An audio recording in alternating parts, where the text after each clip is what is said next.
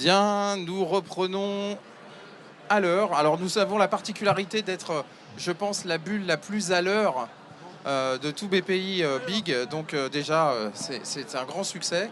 Et qu'est-ce qui se passe? Les micros, oui, on peut les donner, mais en fait, ils les prennent assez naturellement. L'entrepreneur est en général assez vif sur sa capacité à trouver des solutions. En tout cas, on se retrouve pour cette dernière partie de la matinée sur la bulle des régions, avec une particularité, c'est que nous avons la chance d'avoir la région Bourgogne-Franche-Comté. Alors, quand on m'a parlé de la région Bourgogne-Franche-Comté, on m'a dit « Ah, c'est super, on passe à l'heure de l'apéritif et on nous connaît vraiment en général sur nos merveilles viticoles et fromagères. » Alors, oui, mais pas que. Et aujourd'hui, on va surtout parler de toute une partie sur la notion d'innovation dans la santé. Alors, boire, manger, oui, mais derrière, de manière effectivement raisonnée et surtout, il faut penser à ce qui va se passer après. Alors, pour ce faire, on a la chance d'avoir des spécialistes et puis on a la chance d'avoir Nicolas Sauret qui est... Alors, je prends votre titre parce que vous êtes vice-président en charge des finances, du développement économique, de l'économie sociale et solidaire et de l'emploi. C'est bien tout ça pour la région. Exactement. Donc, vous êtes multicasquette. Oui. Bon. On s'en sort bien, ça va. Merci beaucoup. Marc Ologe, qui est le directeur régional pour Bourgogne-Franche-Comté de BPI France. C'est cela, exactement, et accompagné, parce que c'est important de le signaler cette année, par Stéphane Clerget. Bonjour Stéphane. Bonjour, Stéphane Clerget, en fait, je suis le responsable de l'activité innovation de BPI France sur la Bourgogne-Franche-Comté. Vous êtes le docteur en innovation de BPI France. Voilà.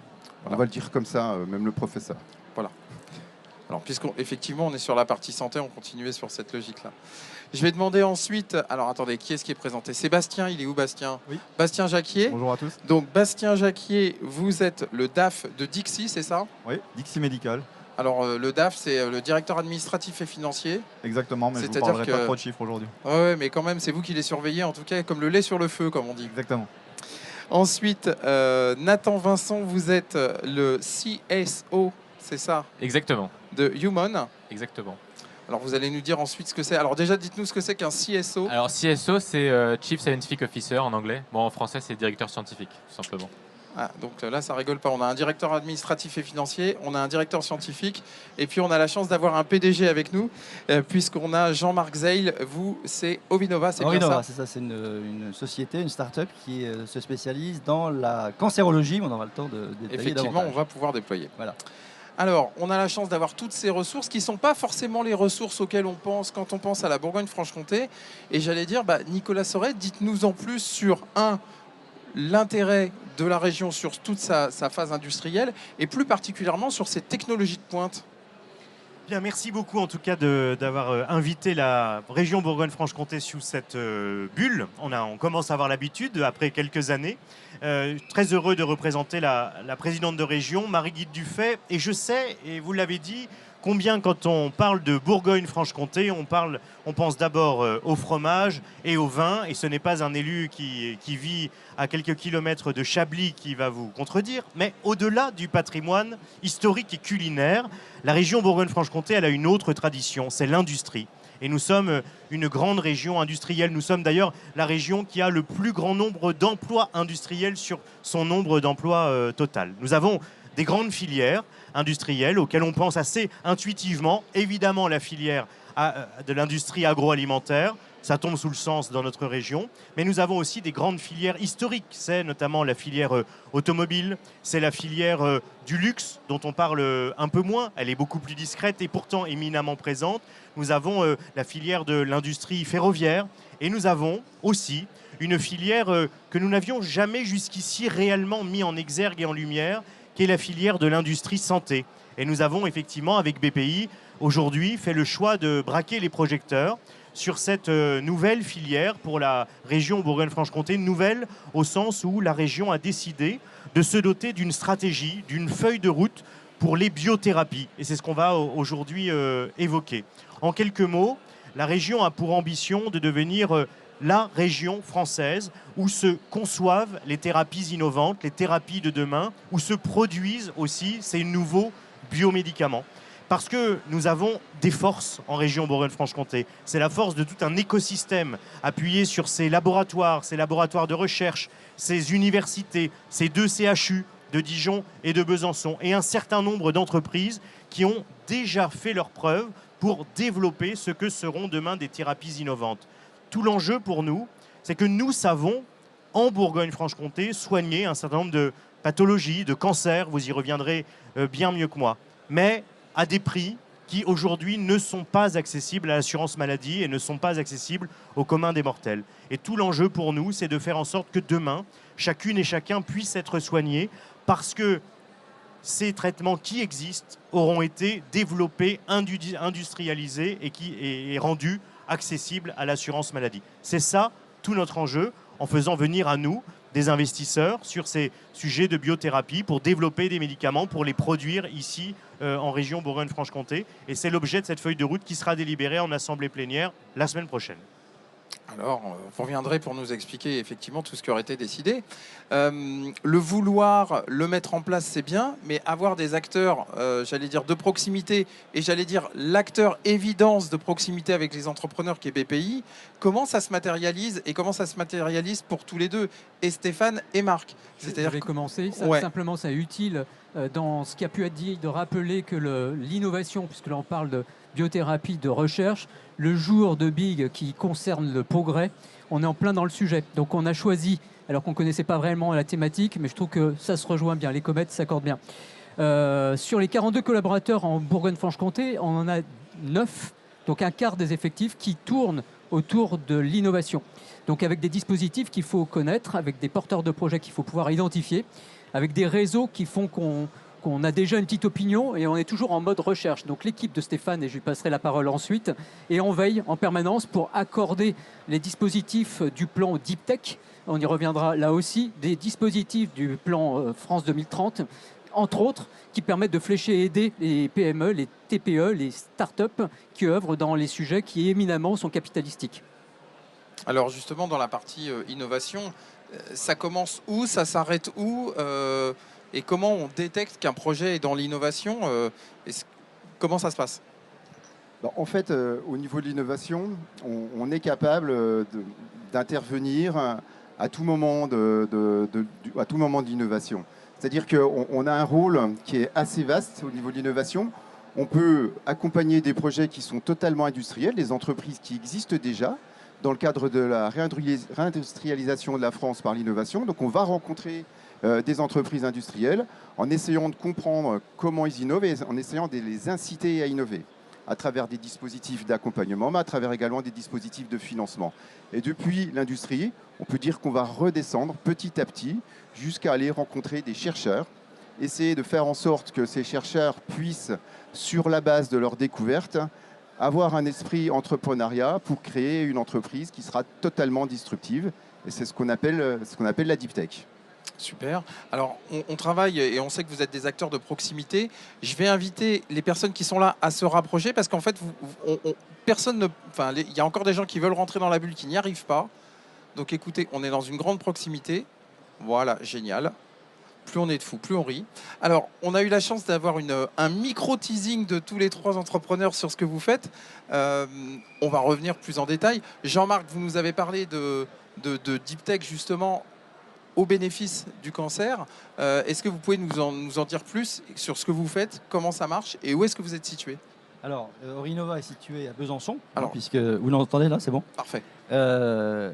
Orinova est né d'une équipe de recherche fournie et puissante qui est basée à Besançon, de plusieurs professeurs, un en chimie forte et puis l'autre en galénique, qui ont développé une nanosphère intelligente qui va être injectée dans les tumeurs, en particulier le glioblastome, qui était un cancer du cerveau extrêmement délétère, puisqu'il y a un taux de survie à 5 ans de 7%. Il n'y a pas de solution aujourd'hui pour ce cancer. Et cette équipe de R&D s'est développée depuis 15 ans maintenant et a travaillé avec l'ASAT pour la maturation du projet. Et puis la société a été fondée il y a de façon très très récente. Et puis on a aujourd'hui des résultats en préclinique qui sont prometteurs, extrêmement prometteurs, qui fait que Besançon, les équipes de R&D de Besançon, tout l'écosystème de Besançon a permis de faire émerger une solution qui aujourd'hui est extrêmement prometteuse pour la suite du traitement de ce cancer-là, mais aussi d'autres cancers, puisque la nanosphère qui a été inventée là-bas peut recueillir plusieurs molécules différentes de chimiothérapie et donc être adaptée à plusieurs types de cancers, comme le cancer récidivant de la prostate, comme le cancer de la tête et du cou, ou alors comme le cancer du gliome. Donc c'est une vraie innovation très forte sur laquelle on va développer les choses de façon importante. Donc c'est un développement de solutions finalement chimiques, mais c'est de la physique chimique. Alors c'est ça, c'est de la physique chimie. En fait, il y a des particules d'or plus une molécule de chimio. Les particules d'or permettent d'avoir une radiothérapie beaucoup plus efficace. On pourra développer davantage. Mais en fait, c'est une bithérapie qui va allier la radiothérapie à la chimiothérapie qu'on va injecter en intratumoral et qui va donner, si vous voulez, des résultats vraiment très intéressants. Et ça, c'est grâce en fait à des chercheurs qui étaient déjà dans des centres de recherche locaux. C'est ça. Comme l'évoquait Monsieur Soret tout à l'heure. C'est ça. C'est vraiment la possibilité d'avoir une richesse d'intelligence locale qui permet ensuite de développer finalement sur le même territoire une entreprise. C'est ça. Donc, si vous voulez, au départ, c'est l'Université de Franche-Comté avec ses professeurs qui ont beaucoup développé les choses. Et puis ensuite, c'est de passer du laboratoire, de la recherche académique à l'entreprise. Et on a une grande force quand on parle de ces sujets-là, et le terme a été utilisé, vous avez parlé de nanosphère.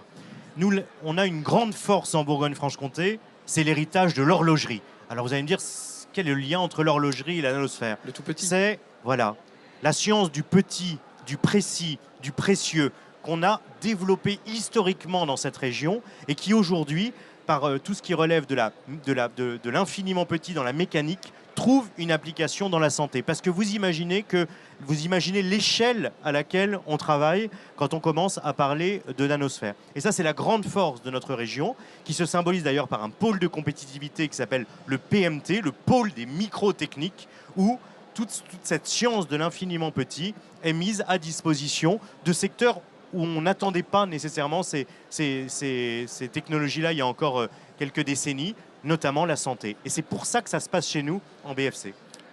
Nano, c'est 1/1000e de millimètre, hein, c'est bien ça. Extrêmement petit, exactement. Nathan, vous nous racontez tout? Bastien.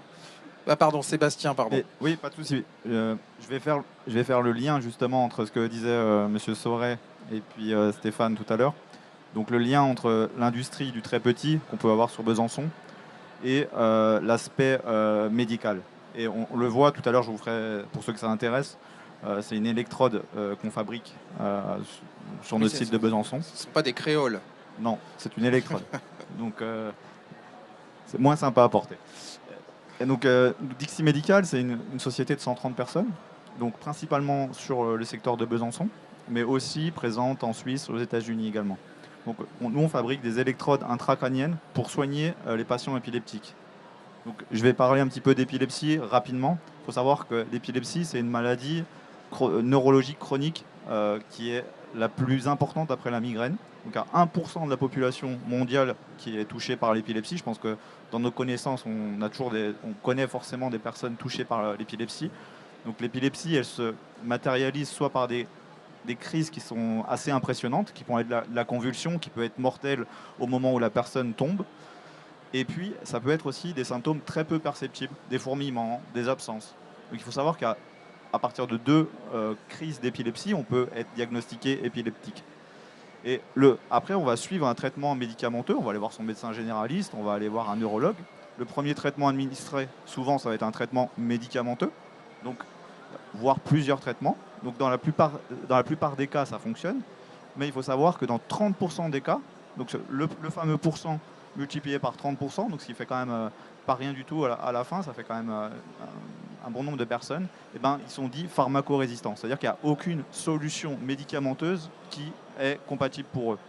Donc il y a une technologie qui a été développée justement dans les environnements de Besançon par les neurochirurgiens dans les années 90 qui ont été intéressés par le travail de l'infiniment petit qui est fait à Besançon, notamment sur l'horlogerie, la micromécanique. Et ils sont venus dans le secteur de Besançon pour développer cette technologie. Donc on l'appelle la stéréoencéphalographie. Donc le patient va subir une intervention, on va lui mettre une quinzaine d'électrodes telles que celle-ci dans le cerveau. Et l'objectif va être de cartographier les zones du cerveau et de voir où sont les foyers épileptiques. Et ensuite d'apporter des solutions de traitement. Donc cette technologie, elle est quand même assez ancienne, elle se développe de plus en plus, il y a des systèmes de formation des neurochirurgiens dans le monde entier, donc ça c'est très important. Mais ensuite, il y a des systèmes de traitement. Donc, le système de traitement, je dirais de manière historique, c'était une craniotomie. Donc, on ouvre le crâne et puis on vient faire des résections avec des scalpels. Donc, c'est pas toujours très, très beau à voir et ça peut rebuter les patients. Ensuite, il y a un autre système de traitement qui est une lésion par laser. Donc, ça, c'est un système qui marche très bien, mais qui est très coûteux. Il faut le faire sous environnement IRM. Donc, ça, c'est pas forcément quelque chose qui est privilégié non plus. Donc là, Dixi, on travaille sur une solution de thermocoagulation. C'est-à-dire que lors de la première intervention chirurgicale, les électrodes sont placées dans le cerveau et ensuite on va apporter un générateur électrique et on va générer des thermolésions dans le cerveau lors de la première opération. Ce qui fait que ces thermolésions, on est en train de déposer tous les enregistrements auprès de la FDA aux États-Unis pour avoir le droit de commercialiser ce produit. Ensuite, on le fera sur le marché européen et puis dans le monde entier. Donc ça, c'est vraiment quelque chose de très important pour le patient parce qu'avec une seule intervention chirurgicale, on va pouvoir le soigner. Ce qui évite d'avoir une deuxième intervention chirurgicale derrière. Donc ça, c'est quelque chose de très important à des coûts beaucoup plus faibles.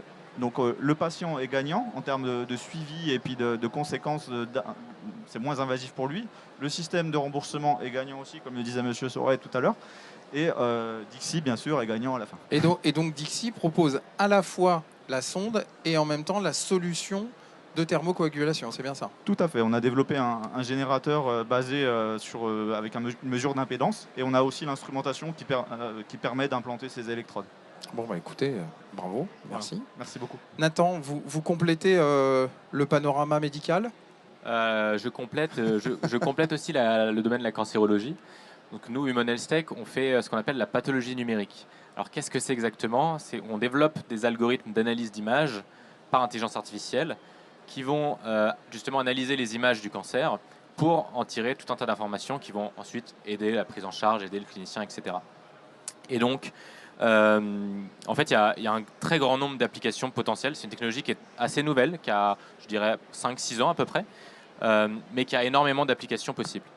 Et parmi ces applications, pour bien comprendre à quel point c'est pertinent, il faut comprendre qu'aujourd'hui, dans le monde de l'oncologie, c'est un monde qui est en plein essor. Il y a énormément d'innovations qui sont présentes. Il y a énormément... En fait, on se rend compte qu'il n'y a pas un cancer, il y a plein de cancers. Si je vous parle par exemple du cancer du poumon, il n'y a pas un cancer du poumon.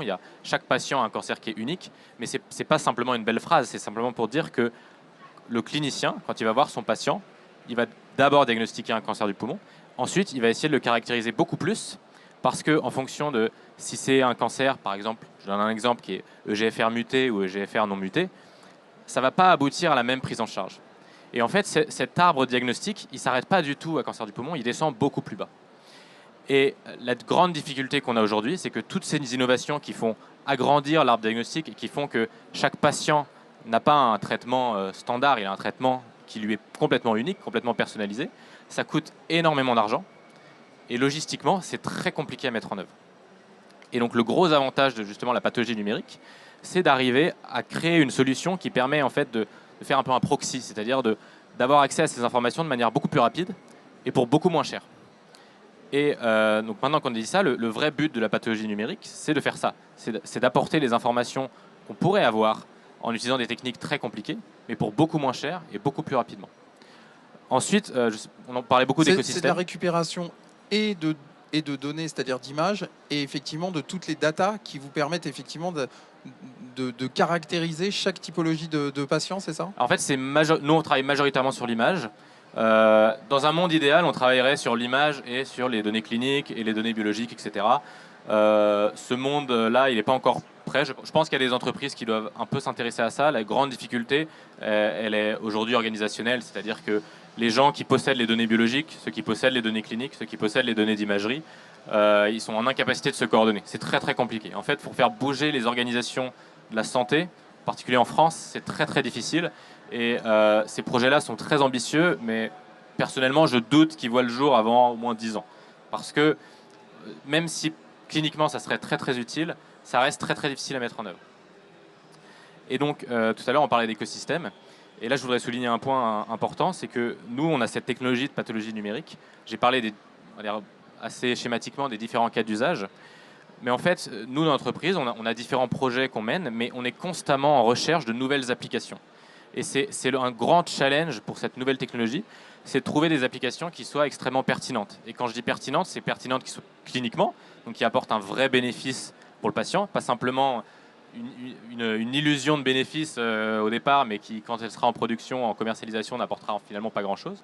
Et aussi économiquement, parce que forcément, si on est une entreprise, on veut être rentable, on ne peut pas se permettre d'avoir un marché trop petit ou qui ne soit pas pérenne. Et donc pour ça, en fait, l'écosystème dijonnais qu'on a trouvé, donc on a 5 ans, donc ça fait 5 ans qu'on est arrivé à Dijon. Et cet écosystème nous a permis d'avoir les bons acteurs justement pour ça, notamment avec le CHU et le Centre de lutte contre le cancer, qui ont des très très bons cliniciens, qui sont d'envergure, pour beaucoup d'entre eux d'envergure internationale, qui nous ont permis de cibler les bons projets, les bonnes applications, qui peuvent viser des marchés qui soient pérennes et rentables pour nous. Alors, on a une Dream Team autour effectivement de ces solutions d'innovation dans la santé. Est-ce qu'aujourd'hui c'est porté en termes de communication par la région et est-ce qu'aujourd'hui c'est entre guillemets un drapeau, un étendard que vous déployez? Eh bien, c'est un des enjeux de la feuille de route qu'on va précisément produire, voter la semaine prochaine. Ça a été 6 mois de travail avec l'ensemble des acteurs, l'ensemble de l'écosystème, pour d'abord identifier quelles sont nos forces en Bourgogne-Franche-Comté. Donc maintenant on le sait, la thérapie cellulaire, la thérapie génique, la théranostique, cette contraction entre thérapie et diagnostic. On sait où on va, on sait où sont nos forces, on sait, et ça a été magnifiquement illustré, qu'on a un écosystème d'exception en Bourgogne-Franche-Comté. L'un de nos enjeux, c'est maintenant de faire venir à nous celles et ceux qui pourraient investir. Et donc, on a besoin de se rendre visible. On a besoin de rendre visibles précisément les forces que l'on a en région Bourgogne-Franche-Comté. Ça va faire l'objet d'une marque qui va être aussi présentée, je ne vais rien dévoiler la semaine prochaine à l'Assemblée plénière, et d'une action de promotion de nos écosystèmes, de notre savoir-faire. Donc, à votre question, est-ce qu'on est suffisamment visible? La réponse est non. Est-ce qu'on le sera d'ici quelques mois? La réponse est oui. Et au-delà de ça, on va y compris aller chercher des accords à l'international. On a beaucoup travaillé avec le président du cluster, dont le nom m'échappe tout de suite, dans le Wisconsin, un des États américains, où on a identifié que le Wisconsin avait fait exactement la même démarche que nous. On partira avec la présidente de région à la fin du mois pour aller signer un accord entre la région Bourgogne-Franche-Comté et l'État du Wisconsin, parce que nous avons identifié qu'il y avait des synergies potentielles. Donc on va aussi aller chercher des appuis à l'international avec l'idée, évidemment, de faire venir des investisseurs américains chez nous en Bourgogne-Franche-Comté pour aider à propulser, à développer toute cette filière de biothérapie. Génial. Alors, moi, je vais vous poser une question qui se pose peut-être pas forcément, mais c'est pas très grave. Pourquoi vous avez choisi de vous implanter? Alors, je sais vous avez répondu pour partie, mais pourquoi ce choix de la Bourgogne-Franche-Comté et pourquoi, à un moment, vous vous êtes dit, pourquoi pas dans une autre région, pourquoi pas dans un autre environnement? Ça a été quoi, finalement, les critères qui vous ont fait choisir la Bourgogne-Franche-Comté? Parce qu'on est les meilleurs. C'est ça? Alors, une réponse objective. Non. Il y a deux critères, en fait. Le premier critère, c'est le moins original, c'est que mon associé, qui est le CEO de l'entreprise, est originaire de la Bourgogne. Donc c'est quand même un bon argument. C'est là où on a implanté le siège de l'entreprise au départ. La deuxième raison, c'est en fait parce qu'à ce moment-là, quand on a créé l'entreprise, mon associé et moi, on était étudiants. Lui à Paris, moi à Lyon.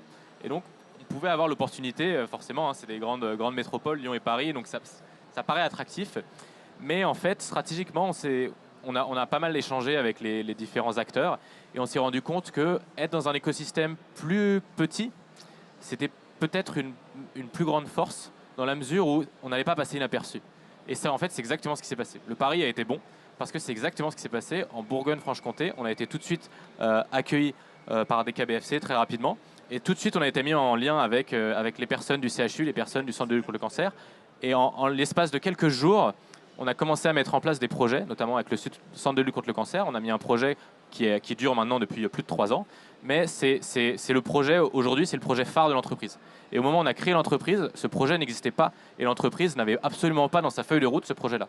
Et donc c'est vraiment en ayant fait ce choix de la Bourgogne qu'on a pu avoir ce projet aujourd'hui phare. Bon choix, bon accompagnement. Exactement.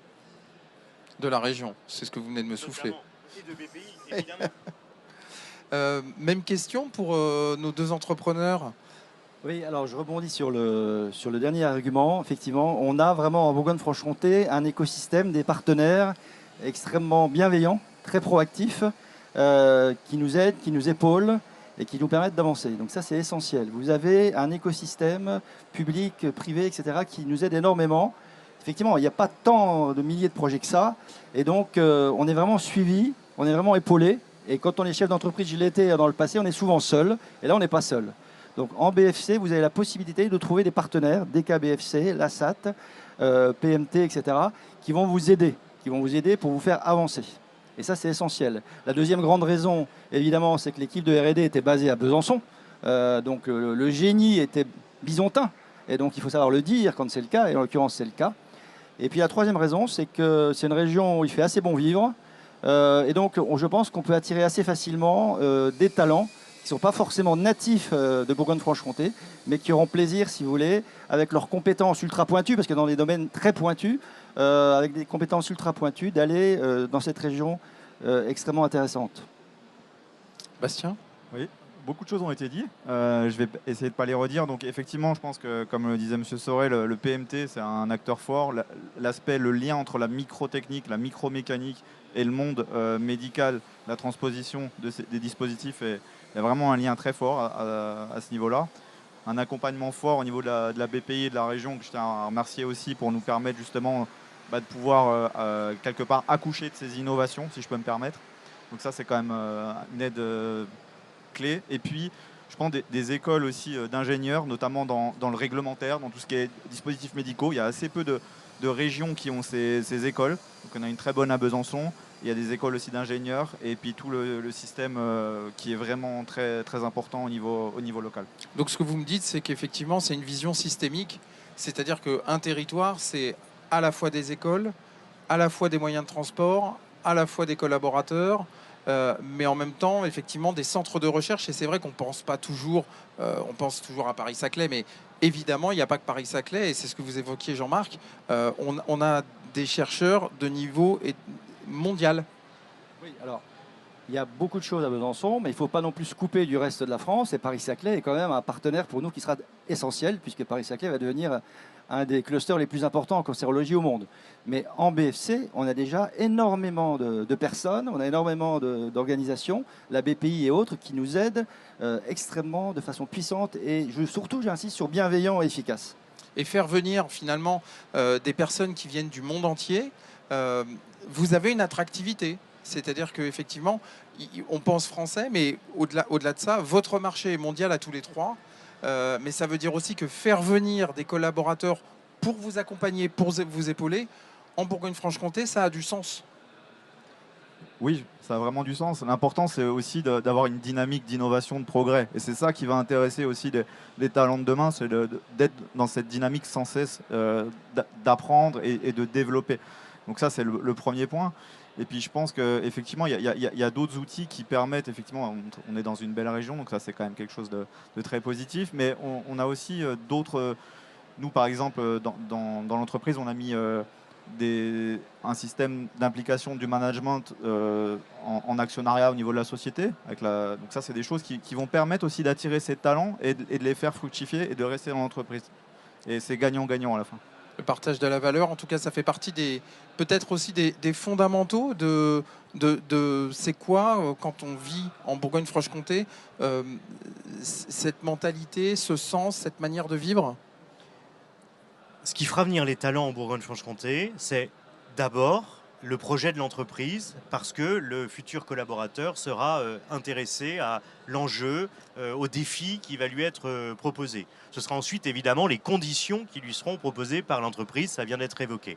Et puis, comme on ne vit pas quand même H24 dans son entreprise, il y a tout le reste, c'est-à-dire l'attractivité du territoire. Et nous, on y travaille. La présidente de région est d'ailleurs hier soir ici à Paris devant beaucoup de journalistes pour démontrer, présenter ce qu'est la démarche de l'attractivité de la région en lien avec l'ensemble des territoires infra en Bourgogne-Franche-Comté. Pour révéler à celles et ceux qui en doutent encore, que la région Bourgogne-Franche-Comté, c'est une terre d'accueil agréable, c'est une terre de vie agréable, parce qu'on a des paysages, des bonnes tables, mais aussi des activités et une capacité à emmener les enfants jusqu'à l'enseignement supérieur, etc. Donc on est en capacité aujourd'hui de démontrer ça, mais effectivement, en fait, l'effort, il doit être de tous les côtés. Il est de la part des entreprises pour se rendre désirable, attractive. Ça passe souvent par le projet même qu'elles mènent, mais aussi par tous les à côté qu'elles peuvent développer. Et ça passe aussi, évidemment, par le travail que nous, les élus, ont fait en région.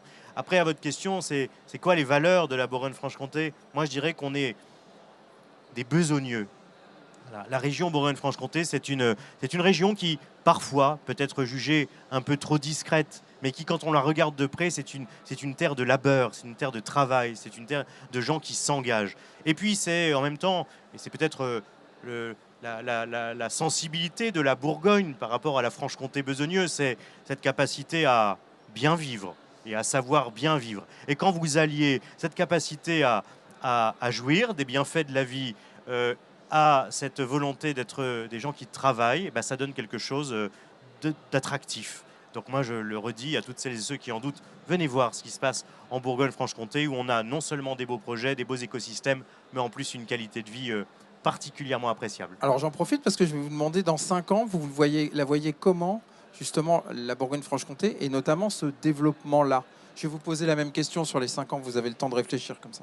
Alors nous, tout l'enjeu dans les 5 ans sur ce sujet des biothérapies, c'est d'avoir multiplié le nombre de candidats biomédicaments, c'est-à-dire avoir trouvé les idées, les avoir développées et surtout avoir installé les productions dans notre région Bourgogne-Franche-Comté, avec évidemment nos forces endogènes, vous en avez aujourd'hui, ou des forces exogènes qu'on fera venir d'ailleurs. Et si dans 5 ans, la région Bourgogne-Franche-Comté a permis à la France de relocaliser ses productions de médicaments, d'innover à travers ces biomédicaments, parce qu'on fait la course en tête en Bourgogne-Franche-Comté, mais on ne fait pas la course aux côtés des autres régions. On fait la course avec la Corée du Sud, on fait la course avec les États-Unis, et donc c'est de positionner la France, grâce à ce qui se passe en Bourgogne-Franche-Comté, parmi l'un des leaders mondiaux de la production de biomédicaments. C'est ça l'ambition qu'on se donne dans cette stratégie sur les biothérapies et les thérapies de demain.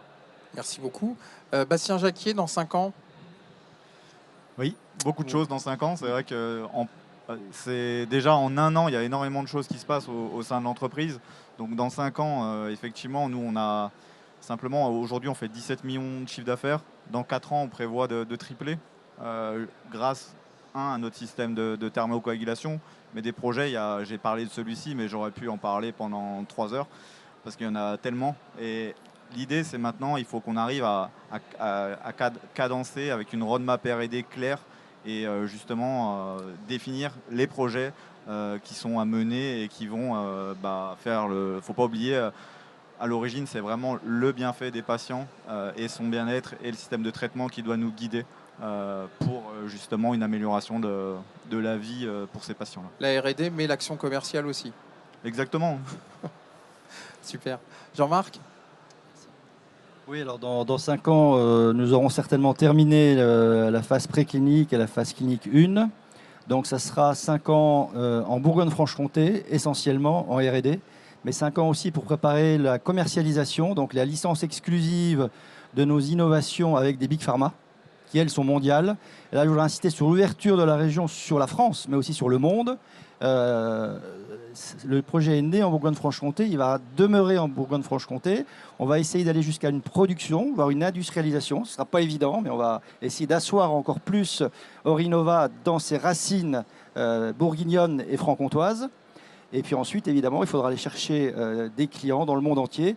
Et là, c'est la capacité de la région à s'ouvrir sur le reste de la France et sur le reste du monde qui va nous aider à nous développer. Dans 5 ans, Nathan? Dans 5 ans, alors avant de répondre à cette question, je ferai juste un point sur ce qui a été mentionné tout à l'heure sur l'aspect international. Oui, la Bourgogne, ça attire. Oui, Dijon, ça attire. Nous, on a des gens qui viennent de 4 continents différents en Bourgogne. Alors, il y a l'Europe, forcément. On a l'Amérique, on a l'Afrique, on a l'Asie. On a des collaborateurs qui travaillent en Bourgogne en ce moment de ces 4 continents. Et donc, nous, dans 5 ans, ce qu'on aimerait faire, simplement, c'est aller dans l'autre sens. C'est-à-dire... nous, aller commercialiser à la fois en Amérique, à la fois en Afrique et en Asie, et pas uniquement en France et en Europe. Génial. Alors BPI France, comment vous allez accompagner pendant les 5 ans qui viennent justement toutes ces entreprises? De toute façon, on les accompagne déjà pour l'instant. On les accompagne moralement, hein. On les accompagne également financièrement. Et puis, on a tout intérêt à continuer à les accompagner parce que, comme le disait tout à l'heure Nicolas Soret, qui effeuillait toutes les qualités des Bourguignons, des Francs-Comtois et de la Bourgogne-Franche-Comté, on a ici une grosse qualité qui est le pragmatisme. On a envie de vivre longtemps. Donc on va continuer à choyer les entreprises innovantes dans le secteur de la santé. Vous avez les 3 beaux exemples finalement d'une entreprise qui démarre avec Jean-Marc, ensuite une qui est à peine plus mature avec Nathan, et ensuite une Dixit qui est déjà sur le domaine industriel. Donc on va continuer à faire ça pour que dans 5 ans, toutes ces entreprises aient pu croître et que sur la région, on ait une espérance de vie de plus de 100 ans.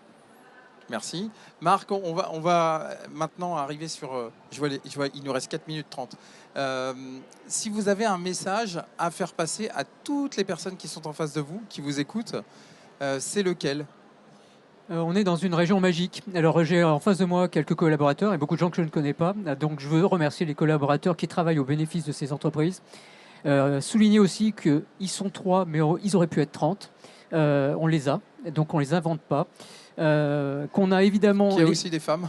Oui, qu'il y a aussi des femmes. Je suis d'accord. On fera mieux l'année prochaine. On l'a fait les années présentes sur des sujets différents. L'idée, c'est qu'effectivement, on a à la fois les moyens, qu'on conserve ces moyens, et que moi, qui ne suis pas issu de ce territoire-là, je dis qu'elle est magique, cette région, hein, pour toutes les raisons qu'on vient de citer. Donc, il faut que ça demeure. Super, merci beaucoup. On continue. Nathan, si vous avez un message à leur faire passer, c'est lequel? C'est une très très bonne question. Alors déjà, la Bourgogne, c'est fantastique. Alors, moi, je ne suis pas du tout originaire de Bourgogne à l'origine.